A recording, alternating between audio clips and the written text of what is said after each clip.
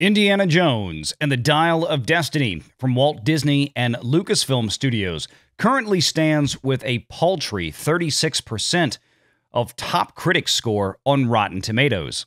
And at this point, the expectation seems to largely be that this movie is set for failure. Meanwhile, the Super Mario Bros. Movie came out in early April to huge audience acclaim and is now approaching $1.3 billion, but it too with a very terrible top critic score on Rotten Tomato at 42%. And we've gotten a lot of questions in the last several days since our previous Indiana Jones video blew up on YouTube about what is the difference between these two critic scores. Why did Mario do what it did with such a bad review from top critics on RT?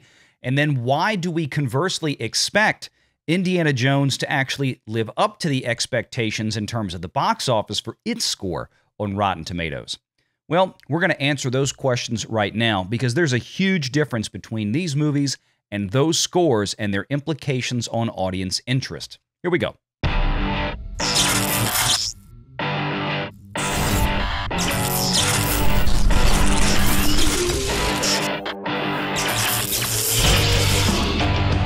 Renegade Online.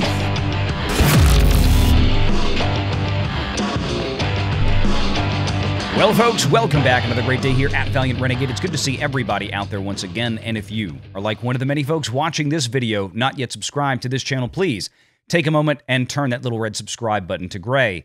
Hit that like button, hit that notification bell, share this sucker out on the social medias, and of course, please do leave a comment before you head out the door today. The Super Mario Bros. Movie was a smash hit.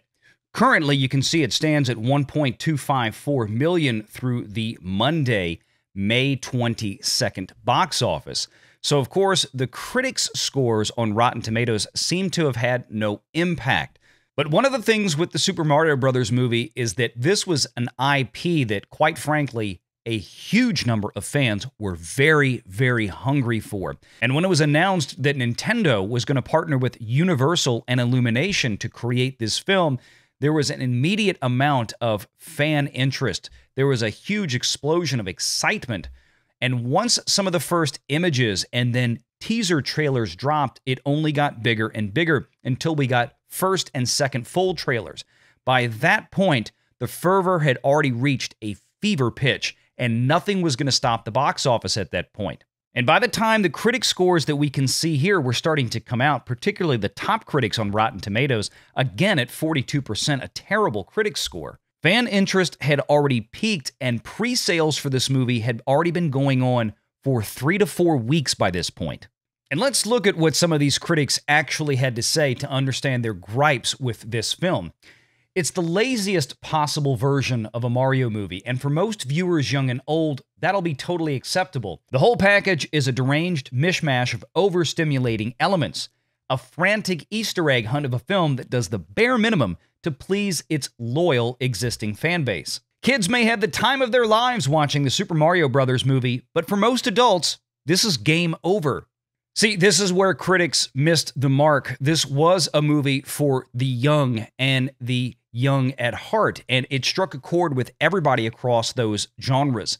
You see, this was a movie that was designed to deliver what people expected, nothing more, nothing less, and they got it. It was Mario and Luigi, it was Princess Peach, just going after Bowser and his minions, even throwing in the iconic Rainbow Road. This was a layup for Universal and for Nintendo, and they hit all of the right notes.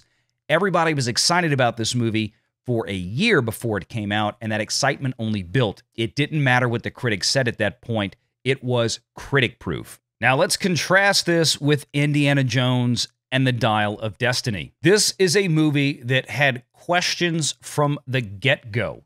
This movie has been in the works, quite frankly, or at least in development, since the Walt Disney Company bought out Lucasfilm over 10 years ago at this point. And because Disney's designs were to first get Star Wars out of the way, Indiana Jones and the Dial of Destiny took a back seat. Now, of course, we all remember how well Star Wars went for Disney. But now, once finally Indiana Jones and the Dial of Destiny was announced, immediately the questions began, the concern, with Harrison Ford being nearly 80 years old at that point.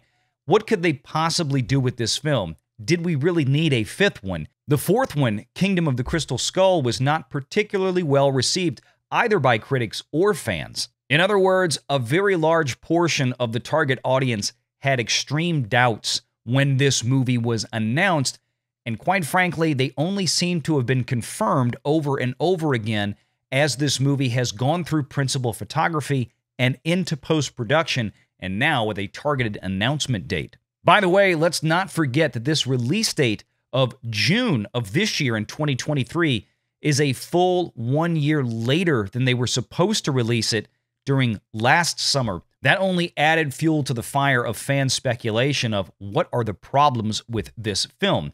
And then, of course, we've got leaks that came out of Lucasfilm regarding what the film would be about, with Indiana Jones being de-aged in a time-traveling epic that may shift the focus away to a younger female counterpart who may actually wind up being the real hero of the story.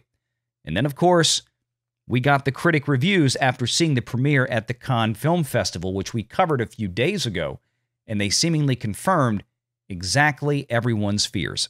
This is a tale of two completely different impacts of critics' scores. One to where the audience already had its mind made up, and the other where the audience already had severe doubts, and the critics have simply confirmed them. And that's in addition to the problem that Lucasfilm and Disney gave itself by premiering this film so early before its release, and more importantly, lifting the embargo for reviewers to drop those reviews onto Rotten Tomatoes more than 30 days before this film came out. In fact, those reviews came out just about a day before tickets went on pre-sale for this film. We should be seeing pretty soon, within the next week or two, what the initial projections for the box office for Indiana Jones and the Dial of Destiny might be. And based on what we've seen so far, I wouldn't hold my breath for anything that's going to be terribly good. Because the problem, of course, now is that after a year of fear and doubt as to how good this movie could possibly be, the only thing that audiences are going to be talking about for the next 30 days are how bad the reviews are. Nintendo and Universal Studios knew what they had on their hands, and the fans did too. You can go back and look at news articles and YouTube videos on our channel and many others. Everybody was excited for Super Mario Bros., and there was a lot of us looking at that movie saying, this is going to be a billion-dollar box office earner, and it did exactly that. Conversely, everybody's been looking at Indiana Jones and the Dial of Destiny now for quite some time, concerned with what this movie would ultimately look like, and fearing the worst for the box office on this, especially considering when you have Super Mario Bros. That was done for about $100 million, according to reports, versus Indiana Jones and the Dial of Destiny, which is coming in with a price tag of somewhere around $300 million, or 3 times that of the Super Mario Bros. Movie.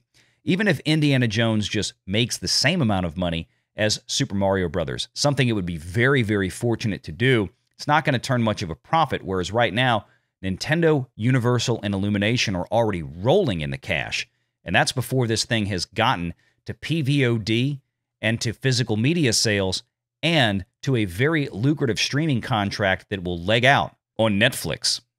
This is going to be another Disney flop in all likelihood. We hope we're wrong for the sake of Mr. Harrison Ford. I'm a big Indiana Jones fan, but as I said previously, the last movie for me was The Last Crusade. At the end of the day, critic scores are just that. They're critic scores. They're meaningless to how audiences will react, but there is something to be said of the timing of their release versus the timing of the film's release, not to mention the fact audiences' expectations coming into a film. Are they already big and positive, or are they already very dour? And that is exactly what is likely to make the difference of how these critic scores are going to vary wildly on their impact with the audiences for these two films, the Super Mario Bros. Movie and Indiana Jones and the Dial of Destiny. Let me know what your thoughts are in the comments below, and until next time, take care.